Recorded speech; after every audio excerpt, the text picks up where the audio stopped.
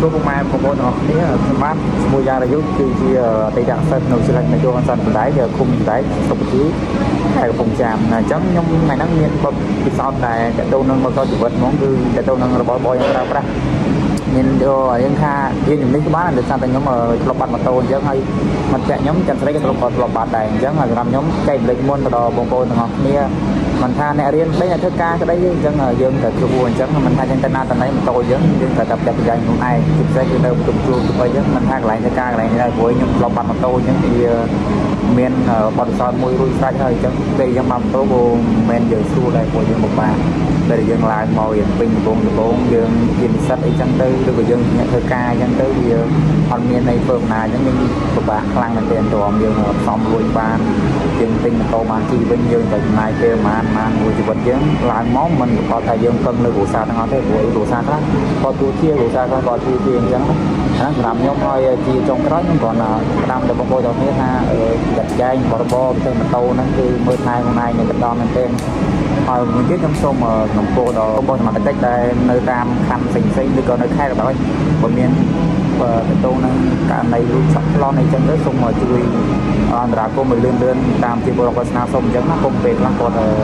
បានដំណឹងបានអភិវឌ្ឍហ្នឹងនៅមិនសូវមានសិទ្ធិភាពអីចឹង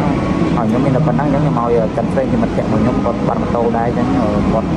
ចេញលេខដែរតែខ្ញុំបាត់មុនខ្ញុំបាត់ឆ្នាំ2024ខែ12ថ្ងៃ10ចាំស្រីគាត់បាត់2026ហើយមិត្តភក្តិខ្ញុំទៀតបាត់ច្រើនណាស់តែខ្ញុំគ្រាន់តែពីរនាក់ខ្ញុំមកធ្វើវីដេអូដោយសារបាត់ទៅយើងស្គាល់គ្នាចិត្តស្និទ្ធអញ្ចឹងសូមធ្វើវីដេអូអញ្ចឹងខ្ញុំឲ្យចាំស្រីហ្នឹងនិយាយនោះជាសួរបងប្អូនទាំងអស់គ្នាចា៎នេះខ្ញុំឈ្មោះញយថាស្រីជានិស្សិតឆ្នាំទី2ដែលមានស្រុកកំណើតនៅភូមិស្រឹងឃុំសដៅស្រុកបាទាយខេត្តកំពង់ចាមចាស់ស្នេហ៍ថ្ងៃនេះយើងទាំងពីរនាក់ជាមិត្តភក្តិគ្នាហើយក៏មានបទពិសោធន៍ខាងក្រៅចែកជូនទៅដល់ពុកម៉ែបងប្អូនទាំងអស់គ្នាជាពិសេសនោះគឺនិស្សិតដែលគាត់នៅតាមជនបទដែលឡើងមកសិក្សានៅភ្នំពេញជាពិសេសផងដែរហើយមិនថាជាបងប្អូននៅបណ្ដាខេត្តនានាទេគឺយើងចង់ចែកកំណែងនៅបាត់សោនេះព្រោះថាជាក់ស្ដែងទៅ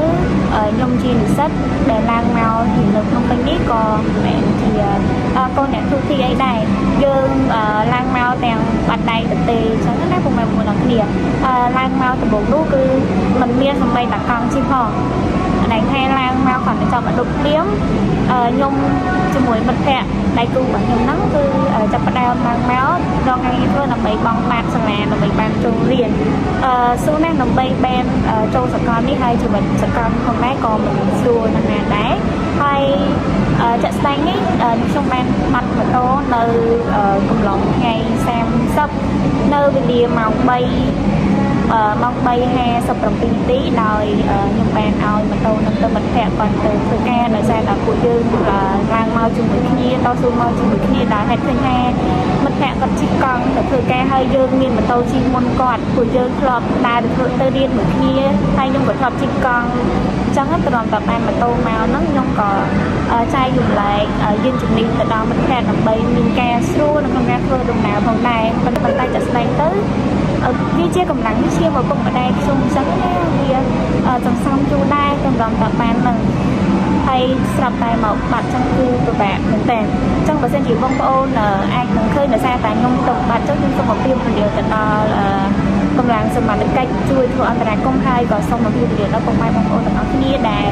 ឃើញម៉ូតូដែលជាប្រភេទម៉ូតូអសង្ខពណ៌ខ្មៅស៊េរី2008ហើយមានប្រាក់លេខ 1C0397 សូមជាបងប្អូនអាចឃើញអាចជួយតាក់ទងមកពួកយើងផងហើយក៏មានអីទេមានតែផ្ដាំផ្ញើទៅប៉ុណ្ណឹងជួយថែរក្សាទ្រព្យសម្បត្តិឲ្យបានស្រួលព្រោះដោយសារតែពេលដែលបាត់ទៅវាពិតជាពិបាកណាស់ហើយចាក់សោចាក់អីឲ្យបានស្រួលផងមិនថាជា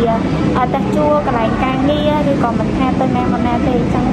ពួកយើងអត់មានអីទេគ្រាន់តែជាការចែករំលែកនៅបទពិសោធន៍តិចតួចពួកយើងជួបដូចគ្នាអញ្ចឹងណាបងប្អូនគ្នាអញ្ចឹងបាទនិយាយអីប្រាប់អត់ហើយជាគ្រូម៉ែបងប្អូនខ្ញុំសូមបន្ថែមទៀតទោះបីជីវិតយើងលាក់ដល់ចំណុចណាក៏ដោយក៏ពីមិត្តភក្តិខ្ញុំលើកចិត្តឲ្យគាត់ខិតខំរៀនហើយធ្វើការទៅហើយទោះបីអនាគតយើងមិនសំខាន់យើងប្រឹងទៅព្រោះអីយើងអត់មានឲ្យត្រូវវាប្រឹងទេទោះបីយើងបាត់ម៉ូតូក៏ដោយបាត់អីក៏ដោយឬក៏យើងរៀនប្រឡងអត់ជាប់ក៏ដោយអីក៏ដោយហ្នឹងត្រូវប្រឹងដូចគ្នាមិនថាក្នុងវ័យការងារដើម្បីសិក្សាទេព្រោះជីវិតយើងមានតែប៉ុណ្្នឹងហើយដោយសារតែពេលដែលយើងគ្មានលុយគ្មានការងារអីមករបរអញ្ចឹងយើងអត់ដឹងទៅណាទេអញ្ចឹង តែគឺការខិតខំប្រឹងប្រែងទៅបើយើងតែដល់ចំណុចណាក៏ដោយចឹងខ្ញុំមានប៉ុណ្ណឹងទេហើយមួយទៀតសម្រាប់ខ្ញុំខ្ញុំបានតូយូរហើយប៉ុន្តែគាត់ខ្ញុំមកធ្វើវីដេអូនេះដើម្បីជួយចែកលេខទៅដល់ពុកម៉ែបងប្អូនទាំងអស់គ្នាជាមេរៀនមួយហើយក៏ចែកលេខដល់បងដៃគាត់មកតិចជួយបាយទៅជួយ subscribe រកម៉ូតូឲ្យគាត់ផងណាព្រោះគាត់ទៅបាត់ថ្ងៃទី3ថ្ងៃទី30ខែ3នេះដែរទេអញ្ចឹងខ្ញុំអរគុណមែនទែនដល់អ្នកគ្នាហើយវីដេអូនេះតែប៉ុណ្្នឹងទេ